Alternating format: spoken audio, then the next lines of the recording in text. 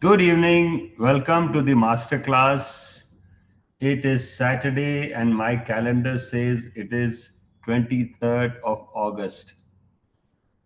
August, yes, it's been raining, but more than raining, I see that people have now started feeling the raindrops on their head. And the raindrops on your head are giving us some good thought and some good writing. Thank you for that. I'm glad the raindrops on the head are playing the magic. There is a song which says, "Raindrops keep falling on my head." Find that. It's great fun. You'll enjoy the song. So, on a lighter note, yeah, two good things today, I must tell you. One, our case study at the Teachers Academy for productive failure is going to be printed in the book Productive Failure, the Indian edition, which is coming out in October. So you should be able to buy the book at a better price in rupees in India. I think somewhere 15th October plus. The release date is tentatively 15th October. And Gurdeep from our side is writing a post which will go inside the book. That's one. Second, there have been some very good posts by you on the happyteacher.in blog. We love them. Keep writing.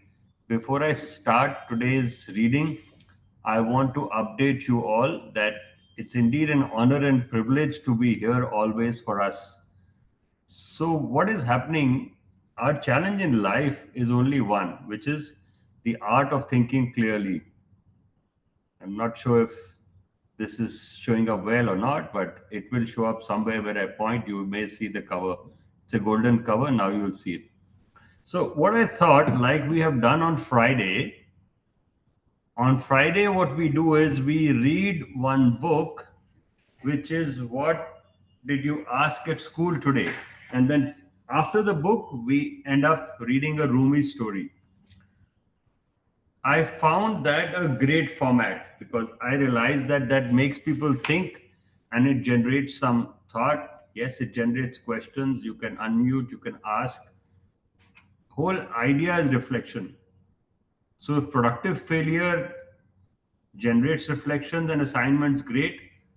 As we move ahead and as we sunset productive failure, I have just mentioned in the WhatsApp chat that we have reached a stage where we are going to sunset of productive failure. What ahead?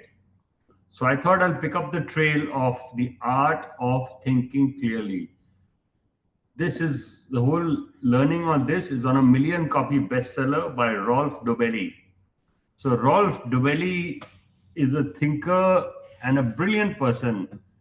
And Rolf Dobelli's book, my earlier one was Don't Read the News. So when that's a good book, if you get it, read it. It helps you focus. So Rolf Dobelli's main spirit is how do you think clearly? And for a teacher, the most important part is this: how do you think clearly?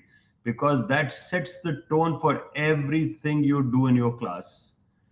Productive failure is all about that. So when we talked about affect, when we talked about assembly, it's purely how you think, how you assimilate, how you assemble, and how you actually get the class thinking, how you really make your teaching more effective. And on that note, I think we will now pick up the chapter. I'll just open my library. So we were actually talking last time about a certain principle about transfer of knowledge. And when we were at the assembly phase, we realized that sometimes it is not one abstract example which will work in your class. You may need to give two, you may need to do more to satisfy the curiosity of a larger audience. So here we go. If we cannot abstract from one example, then two examples are better than one. That's the question we'll try and answer. That was indeed the logic of the next set of experiments by Gick and Holyak. They gave students two stories to read, each analogous to the general. After reading the stories, students solved the radiation problem. No other prompt hint or explicit principle was given. Students read the two stories and then solved the radiation problem. So we will do a bit of a flashback. So there was this general story where there was an hypothesis, a general who wanted to overthrow a dictator. So the story explained how there were minds set and how the general overcame those minds and actually overthrew the dictator. So I had shared this story last time.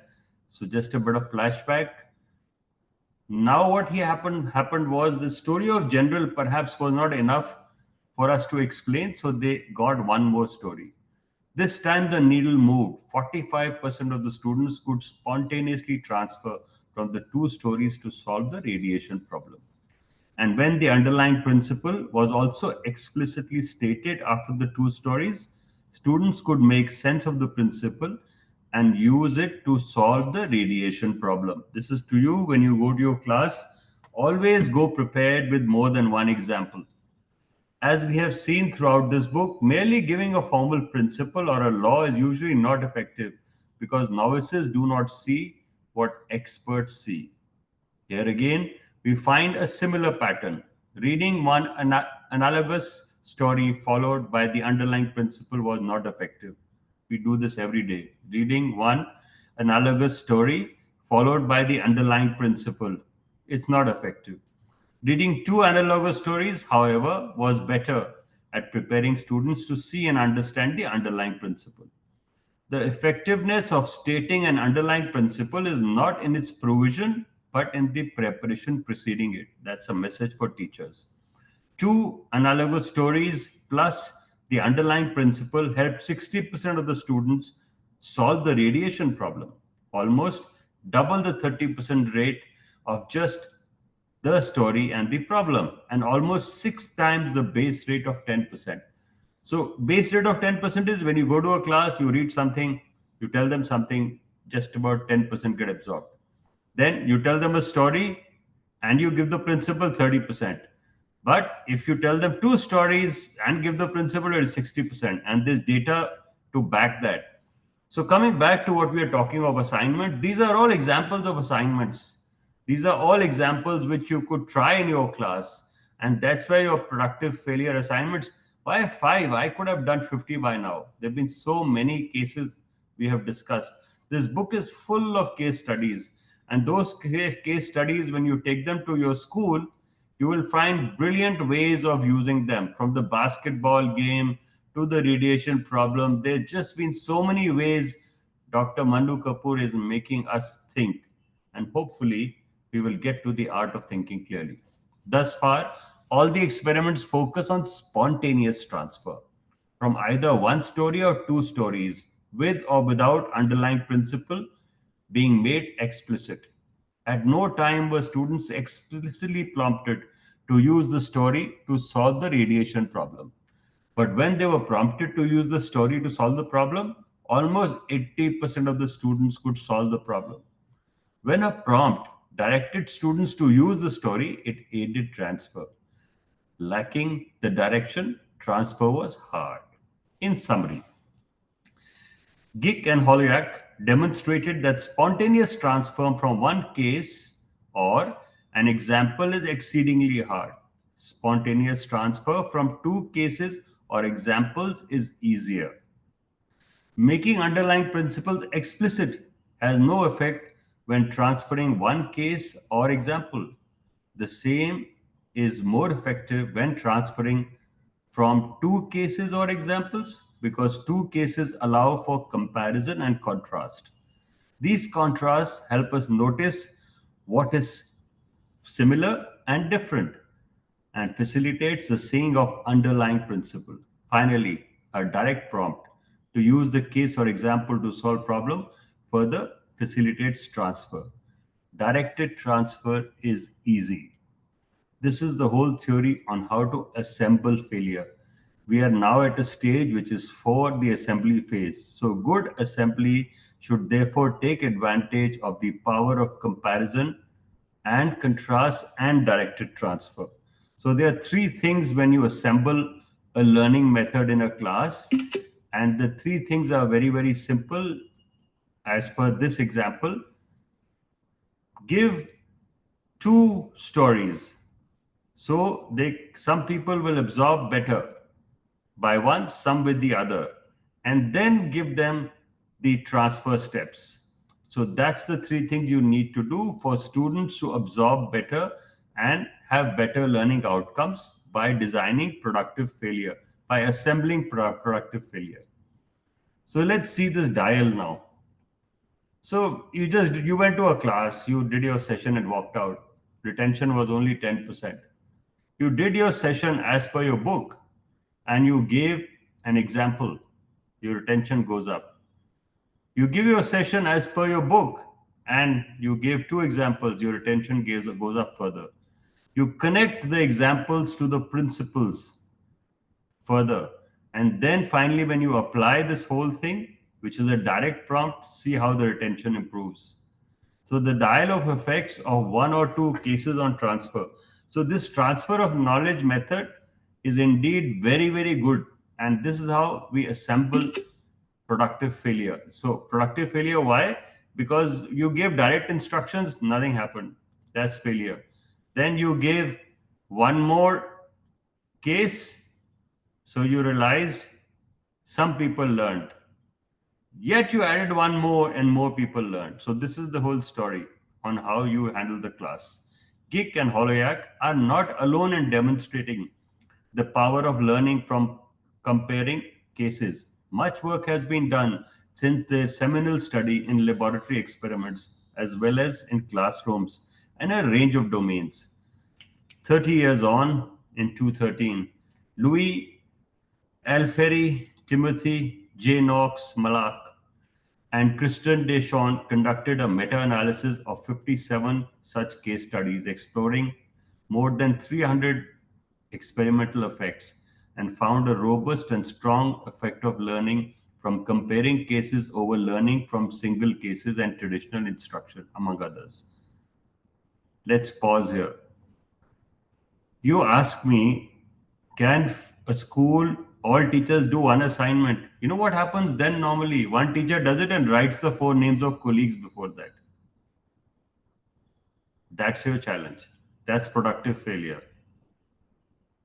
But if you do a large scale research which involves a meta analysis across classrooms, across a set of games, across a set of exercises, which involves huge Herculean effort, that's where I think you should collaborate.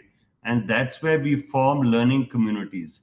So if designing productive failure helps you build your learning community, go ahead, discuss with your school, submit 5 major studies from your school, which is as good. Because in that case, and each study will require humongous effort. It's not just sitting, applying an example in your class like we have got some submissions. It's much more than that. In the context of productive failure, learners generate multiple solutions to a challenging problem prior to instruction. That's what you do when you work as a team. I describe one such set of solutions in detail in chapter 2 and also earlier in this chapter when identifying the Lego blocks, which we did last time. A recording of the last session is available on the YouTube channel. Name of the YouTube channel is My Good School. You can access the YouTube channel very, very easily. youtube.com/@mygoodschool without any space.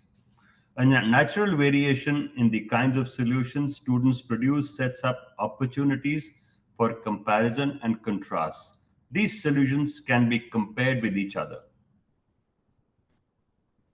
to see what is similar and different, what works and what does not work. However, as we have seen in the studies above, just because there are opportunities for comparing and contrasting does not mean that students spontaneously engage in them.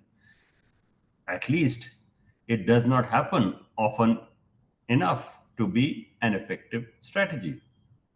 They need to be explicitly prompted. Therefore, a critical role of the teacher during assembly is to directly prompt students to compare and contrast their solutions with each other and also with the correct solution. If the pattern of effects demonstrated by Gick and Holyak and the meta analysis above is true also for productive failure. then we should conjecture that such explicit prompting to compare and contrast should help students to see the underlying principles and features of the target concept. Here is a good way you can design an experiment. So these are all guidance coming to you. This is all light coming to you. Please bask in the light and you will be able to do these things in your school. The whole book was picked up simply because it wants you to experiment. And some people perhaps read the data we recently published. Yes, there are AI is being used for submission of writing. But I wonder if you notice the other bit of it. There's only 11% on our blog which is AI prompted. There is 89% which is not AI prompted on our blog. And all credit for that must go to you. Keep thinking. See, I'm not saying don't use AI. I'm simply saying is once you have created your assignment, use AI to find cross references. Use Grammarly to do your edits. Please use. These are tools to help you. But don't use AI to think because then your assembly will be poor. It'll be a copy of someone else's, and that is visible. It can be found out in 30 seconds flat. It doesn't take longer than that. Katharina Lobel and Timo Lauders tested precisely this conjecture in their 2019 study on productive failure, with 200 fifth graders learning fractions. As per productive failure, all students engaged in problem solving first. The experimental manipulation happened after the problem solving phase, that is, in the instruction phase, as shown in figure 6.3. We are on chapter 6, so we will see the third figure soon. Students were assigned to one of the three conditions in the instruction phase. They studied only the correct solutions or the incorrect solutions, or the correct and incorrect solutions plus prompts for comparing and contrasting them. So there are three. They studied correct solutions, they studied correct and incorrect solutions, and they studied correct, incorrect solutions and prompt to compare. And then there was a post test. So this is how they have designed the assembly of a problem solving phase. I will share this graphic with you so that you can follow it up later. I've added it to your conversation in the Teachers Academy WhatsApp. Consistent with the pattern of effects seen in the meta-analysis, Katharina and Loiders found that students in the prompted condition outperformed the rest on learning. The mere provision of correct and incorrect solution was not enough. Students had to be explicitly prompted to compare the two to figure out what worked and what did not, and only then did they learn better. To illustrate the power of comparison, let us return to the solution students produced to the basketball problem in chapter 2 and examine the few comparisons that the teacher could direct students' attention to. If you remember the basketball problem, there was Amy and there was one more young person who actually studied the deviation in basketball scores. So that was the Amy and Ben, yes. By comparing the means of Amy and Ben, so means of the basketball scores, we can see that they are the same. Yet, clearly, if you eyeball or compare with the graphical solution, the ways the points are distributed around the mean are different. This comparison helps students see that using all the data points is critical, which, as you will recall from the earlier, is Lego block 1. So, checking data points.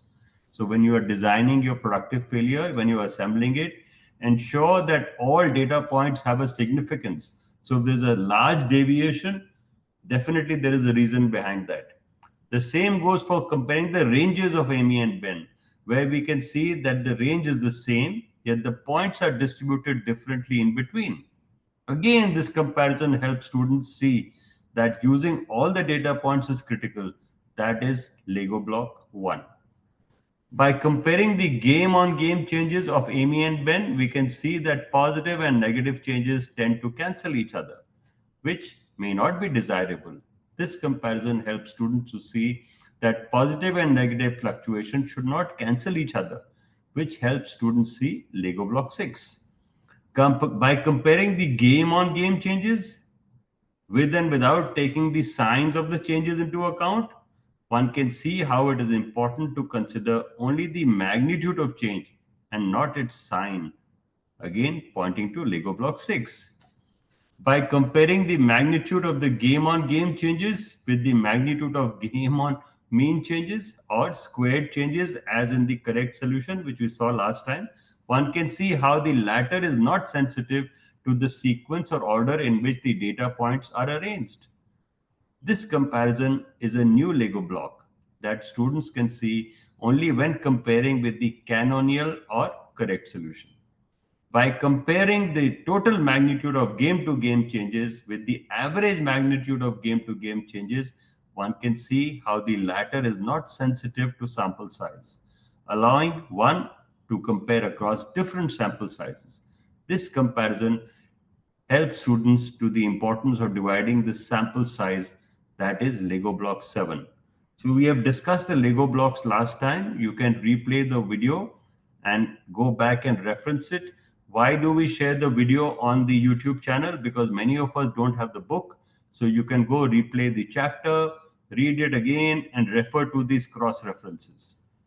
When designed well, productive failure provides many possibilities for comparison and contrast. The trick is good assembly is to choose a comparison that helps students see the underlying principles or key features. In doing so, comparison and contrast solve one of the major problems of learning, that is, the failure to see critical features. And as we can say in chapter 1, without seeing the critical features and connecting them with prior knowledge, deep understanding is unlikely. Deep understanding requires that we're able to see the critical and connect it with our prior knowledge. So we are getting on to critical thinking. That is the goal of assembly. A good teacher would assemble by directing these comparisons, helping students see the critical features as part of the assembly process, facilitating deep understanding of the concept. So that's what a good teacher should do.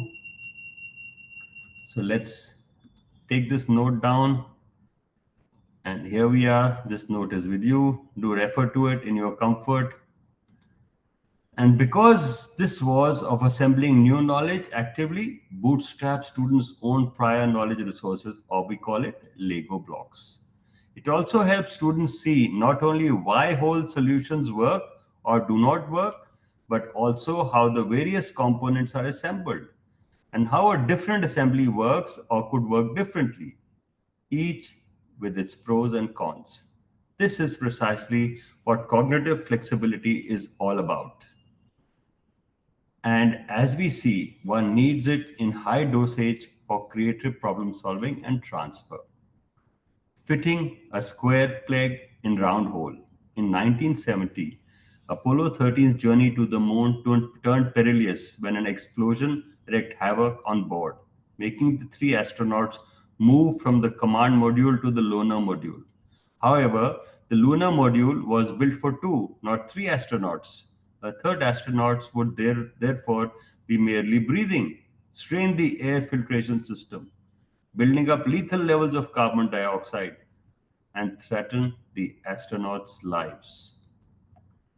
They had to find a way to filter carbon dioxide in the lunar module. The problem, however, was that they did not have any backup filters in the lunar module, and the backup filters from the command module could not be used. Why? The lunar module used cylindrical scrubbers while the command module used cubic ones. They were designed differently. To be able to plug the command module scrubbers into the lunar module, ones were like fitting a square peg into a round hole. Back on Earth, at NASA's Mission Control in Houston, a frantic race against time began. They faced a daunting challenge: devise a fix using only what the astronauts had on board the spacecraft. The solution had to be ingenious yet simple enough for the astronauts to carry out in the cramped zero gravity confines of their damaged spacecraft. In a stroke of brilliance, they concocted a makeshift filtration device using items on board such as hoses from the astronaut's spacesuit, tube socks, cardstock, and the ever versatile duct tape. This was engineered at its most resourceful. This was engineering at its most resourceful. They managed to fit a square peg into a round hole, both literally and figuratively. This improvised contraption worked remarkably well, scrubbing the deadly carbon dioxide from the air and safeguarding the astronauts' lives until they safely returned. Creative problem solving at its finest. They managed to identify parts on board and could be used for solving the problem, even parts that normally do not go together, and assemble these parts flexibly into one contraption to solve the problem. Our good old Jugaad method. Now think of the parts on board as the Lego blocks of prior knowledge, what students have. The various solutions that students generate during a problem solving phase of productive failure contain some of these parts. Let's call them components. And some solutions contain more of these components than others. For example, in the basketball problem in chapter 2, when students calculate the range, they are using the component of taking the difference between the 2 points and applying this component on the two extreme points. In contrast, when students calculate the game to game changes, they are also using the same component, but this time they apply it to all the points. The same component is used more or less frequently to assemble two different solutions. Equally, different solutions contain different assemblies of these components, helping the learner see the various ways in which a component can be used as part of an assembly, and not just the one as in the canonical solution. For example, the component taking the difference between 2 points can be applied to calculate the game to game changes as well as game to mean changes. In the former, the component operates on all the points, and in the latter, the component operates all the points and the mean of the points. The same component is used in two different ways to assemble two different solutions.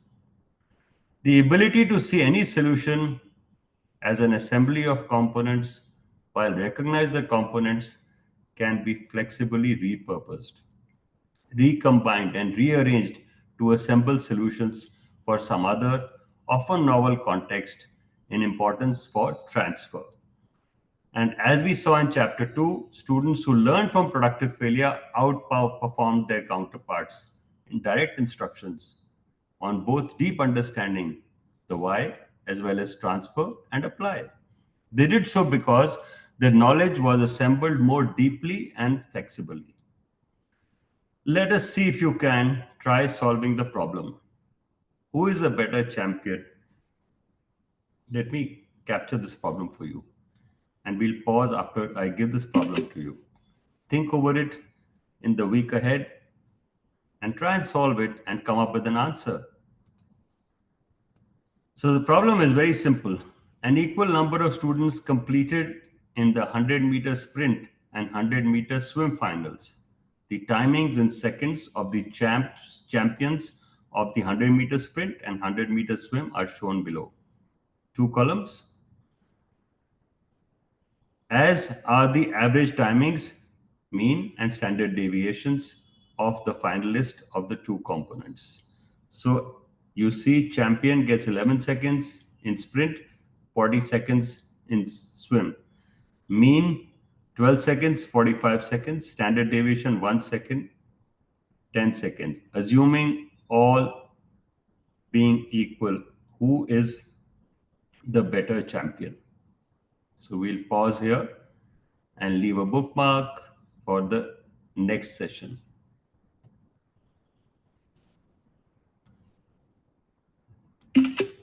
I know the bookmark will give away something, but that's how productive failure is designed. We will meet now on August the 30th.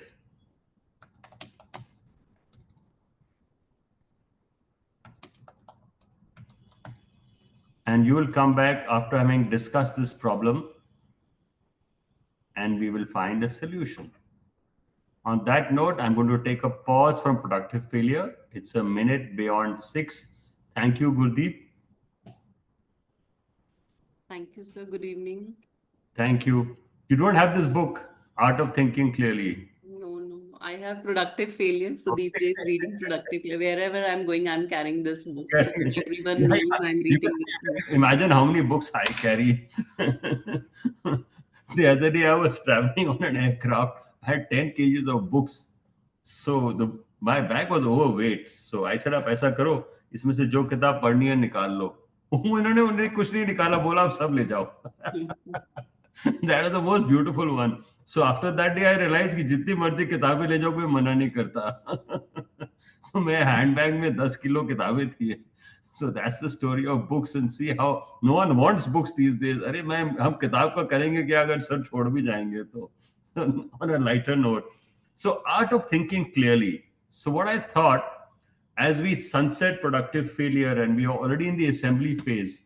So Gurdeep, what are the four phases? We started with affect. Can you just help us recapture the four phases of failure? You're on mute, please. Please unmute. Yeah. So phase one was activation. Yeah. So under that activation, we read about activation spectrum and failure-based activation. Then awareness. Yeah. That was the second phase. Yeah. And third phase was effect. And now we are at phase four, that is assembly.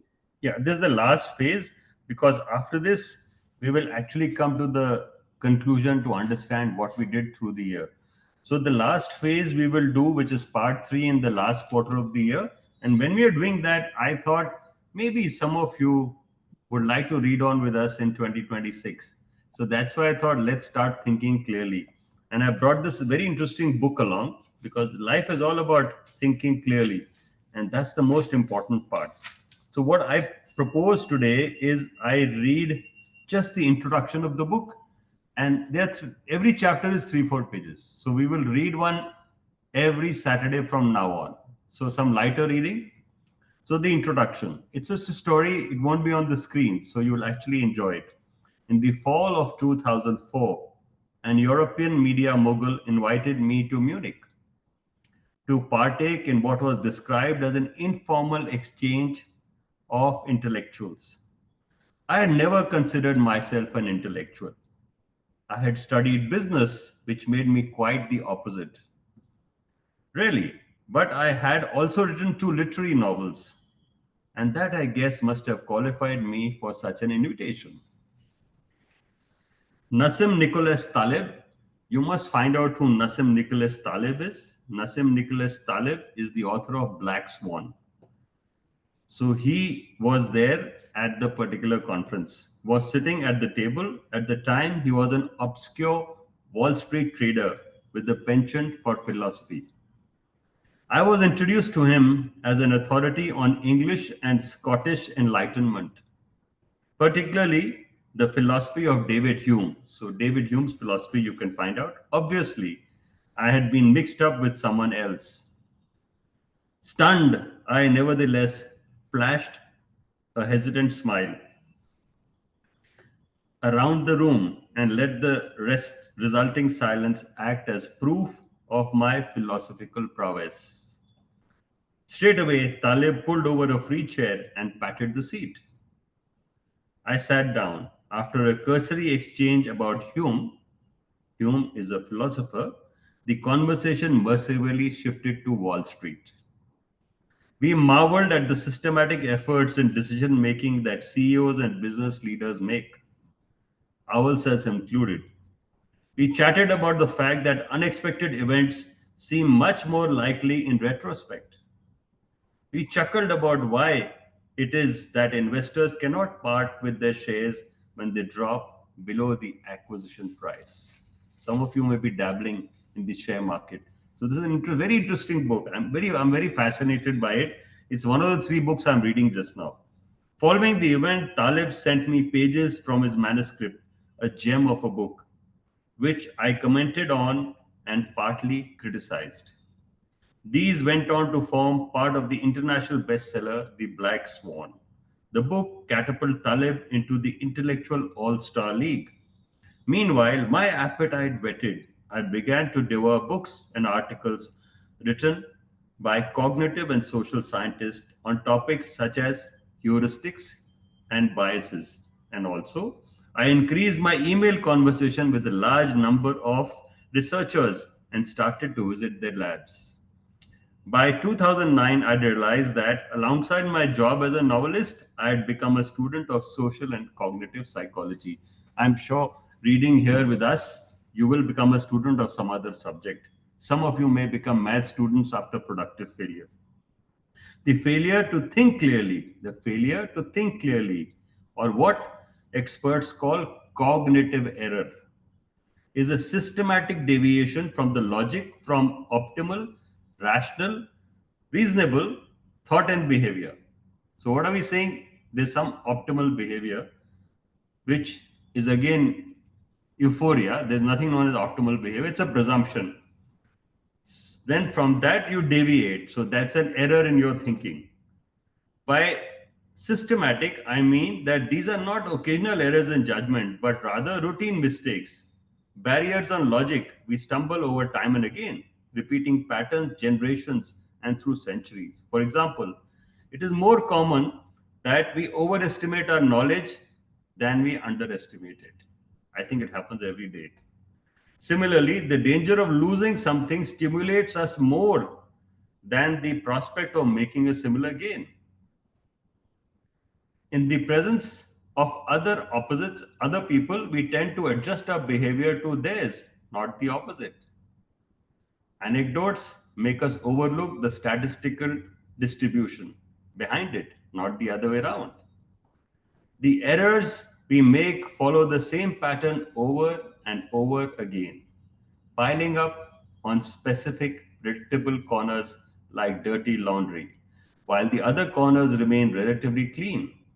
That is, they pile up in the overconfidence corner, not the underconfidence corner. To avoid frivolous gambles with the wealth I had accumulated over the course of my literary career, I began to put together a list of these systematic cognitive errors, complete with notes and personal anecdotes, with no intention to ever publishing them. We all do that. I mean, I wrote some bits and pieces for 10 years and suddenly someone made a book out of that. So, well, it just happened, and the book is My Good School. The list was originally designed to be used by me alone. Some of these thinking errors have been known for centuries, others have been discovered in the last few years.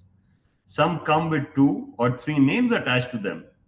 I chose the most widely used errors. Soon I realized that such a compilation of pitfalls was not only useful for making investing decisions, but also for business and personal matters. Once I had prepared the list, I felt calmer and more clear headed. I began to recognize my own errors sooner and was able to change course before my lasting damage was done. So we can slowly pick this up, and I think you'll find it very very fascinating because there are certain presumptions and certain things ये हो रहा है होता रहता है. We never care to question because we never want to go against the grain. Armed with my list, I could not resist their pull and perhaps even again be upper hand in my dealings. I had now categories, terms, and explanations with which to ward off the specter of irrationality.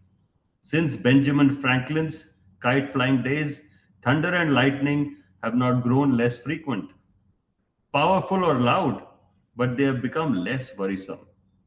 This is exactly how I feel about my own irrationality now. Friends soon learned of my compendium and showed interest. This led to the weekly newspaper column in Germany, Holland, Switzerland, countless presentations, mostly to medical doctors, investors, board members, CEOs, and government officials, and eventually to this book. Please keep in mind these things as you peruse these pages first. The list of fallacies in this book is not complete. Undoubtedly, new ones will be discovered. Second, the majority of the errors are related to one another. This should be no surprise. After all, the brain regions are linked. We have been figuring this out in so much of our reading. Neural projections travel from region to region in the brain. No area functions independently. Third, I am primarily a novelist and an entrepreneur, not a social scientist. I don't have my own lab where I can conduct experiments on cognitive errors. Or do I have a staff of researchers I can dispatch to scout for behavioral errors?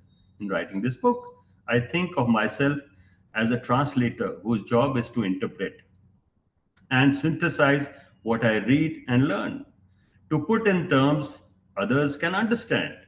My great respect goes to the researchers who, in recent decades, have uncovered these behavioral and cognitive errors. Success of this book fundamentally is a tribute to their research. I am enormously indebted to them. This is not a how to book. So, the interesting thing is, I think what I should do today is this is a very interesting first one. And I have 5 minutes. I will read the first one. The first bias is known as survivorship bias. Why you should visit cemeteries? So that's the first one. So what he's doing is he's challenging certain thought and processes which exist as a bias. No matter where Rick looks, he sees rock stars. They appear on television, on the front pages of magazines, in concert programs, and at online fan sites. Their songs are unavoidable in the mall, on his playlist in the gym. The rock stars are everywhere. We see that every day. There are lots of them, and they are successful. Motivated by the stories of countless rock stars, guitar heroes, Rick starts a band. This happens to all of us. Will he make it big? That's the question.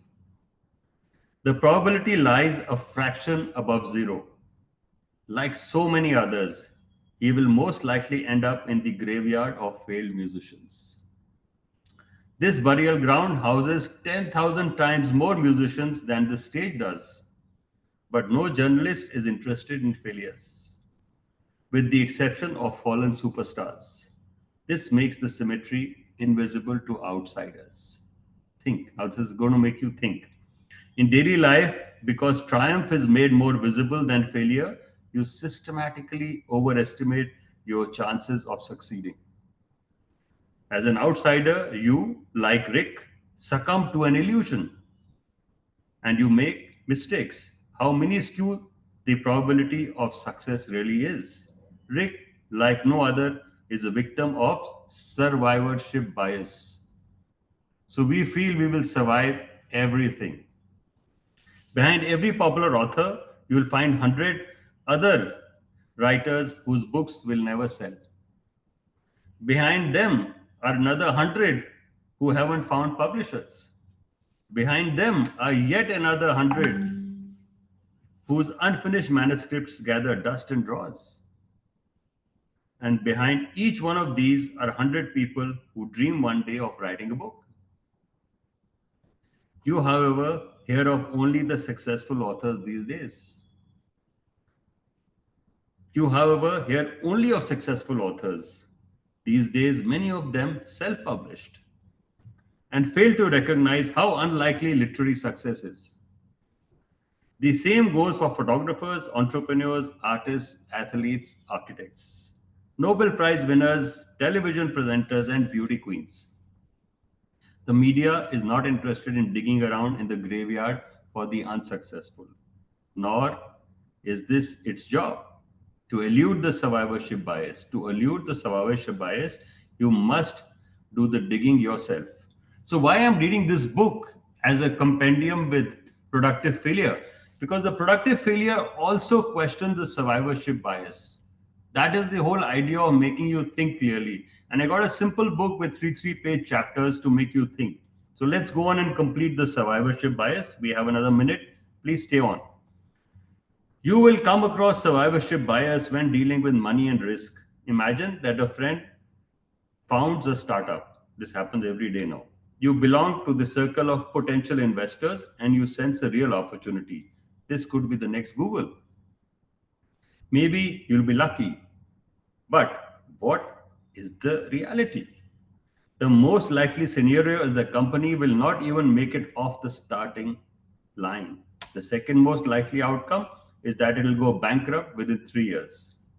Of the companies that survive the first 3 years, most never grow to more than 10 employees. So, should you never put your hard earned money at risk? Not necessarily, but you should recognize that survivorship bias is at work, distorting the probability of success like cut glass. Take the Dow Jones Industrial Average Index. It consists of out and out survivors. Failed and small businesses do not enter the stock market, and yet these represent the majority of business owners. A stock index is not indicated of country's economy. Similarly, the press does not report proportionately on all musicians. The vast number of books and coaches dealing with success should also make you skeptical. The unsuccessful don't write books or give lectures on their failures. Survivorship bias can become especially pernicious when you become a member of the winning team. Even if your success stems from your pure coincidence, you'll discover similarities with other winners and be tempted to mark these as success factors. However, if you ever visit the graveyard of failed individuals and companies, you will realize that its tenants possessed many of the same traits that characterizes your success. If enough scientists examine a particular phenomena, a few of the case studies will deliver statistically significant results through pure coincidence. For example, the relationship between red wine consumption and the high life expectancy. You read this every day. Such false studies immediately attain a high degree of popularity and attention. As a result, we will not read about the studies with the boring but correct results.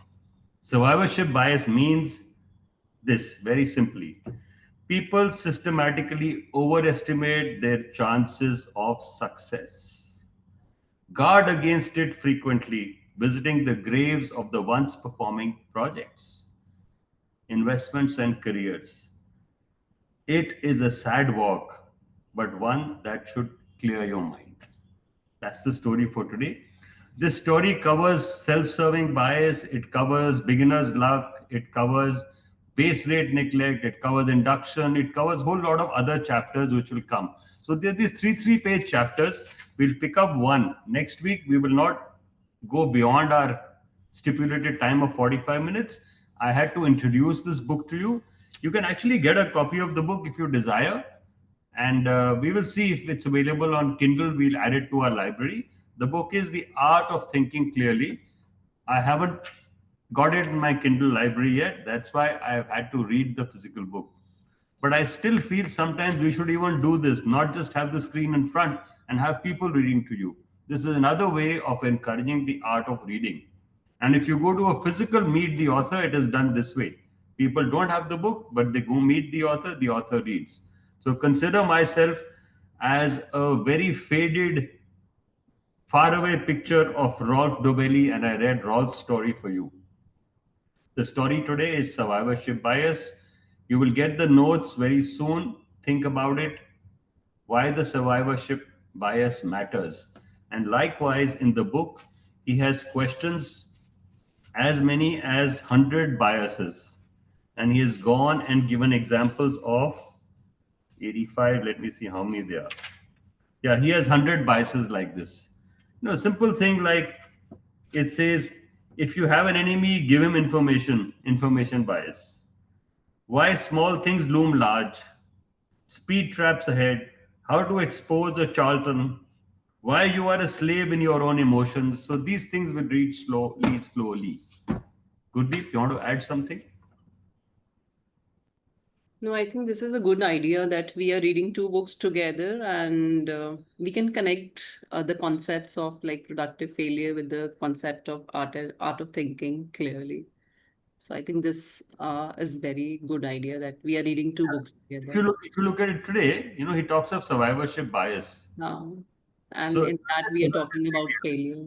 yeah, so in your productive failure, when you are doing assembly, the art of thinking clearly comes in place.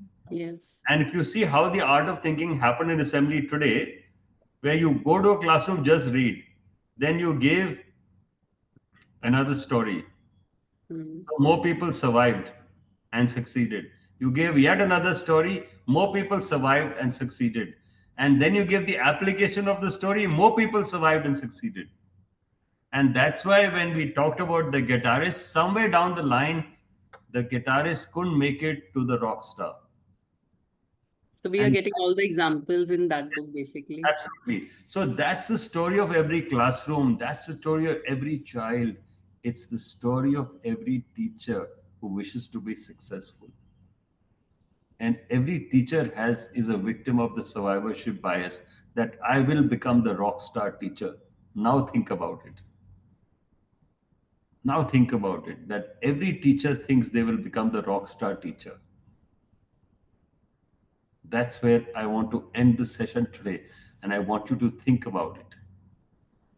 Yes, more than thinking about it, I think I should encourage you to write this in the WhatsApp chat.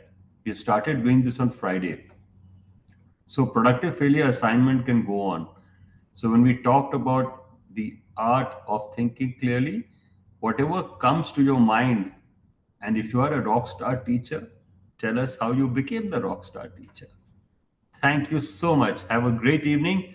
And thank you for your patience for these 5 extra minutes. I'm going back to the participant list. I don't see any hands up. Is there anything in the chat box? Let me just see. Rajani, there were no pages of the book to be shared. So how would you see?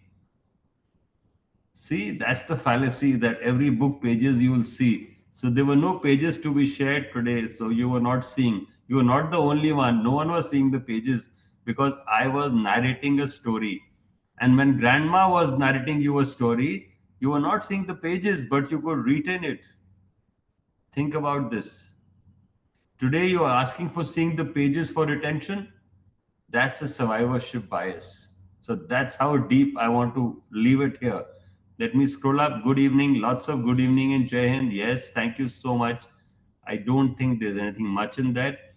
Thank you to my panelist. I had my co host, my Zoom master, Manisha, the master of all Zoom sessions. Thank you. And thank you for coming in, Gurdeep. Any progress on the assignment you are submitting to Manu Kapoor, sir? Did he have any feedback for you, or what he sent Yes, is I'm waiting for the feedback. okay? Great. So Mm. we did say yes, he's okay with it. So in case he wants something changes, then obviously he'll get back to us. If he doesn't, I presume he's got what he wants from us. Fine, sir. Yeah. Fine. Thank you for that. That's also survivorship bias. Yes. Thank you.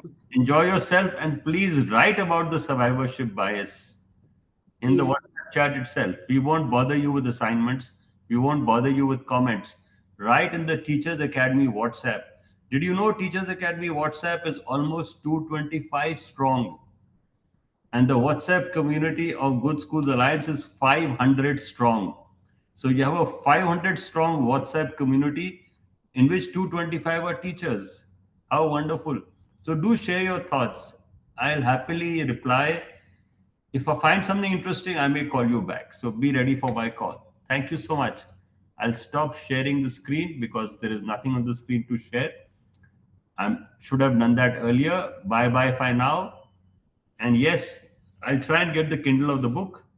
And next time, Rajni will see the book. Thank you. Bye bye.